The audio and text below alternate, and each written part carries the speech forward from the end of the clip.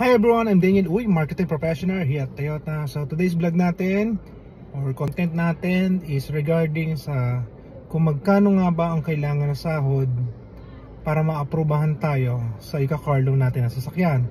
For example po, ang monthly amortization na sasakyan na kukunin natin is 15,000. So diretsahan na po kagad, dapat times 4 po siya.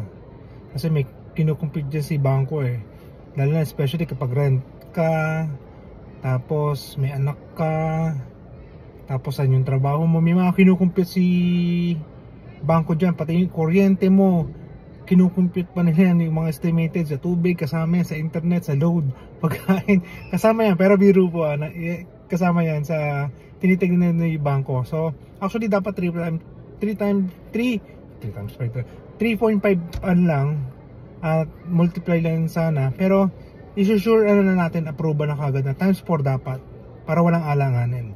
So kung 15,000 yung MA natin sa sasakyan, dapat na income natin is 60,000. Paano naman sir kung 40,000 lang yung income ko?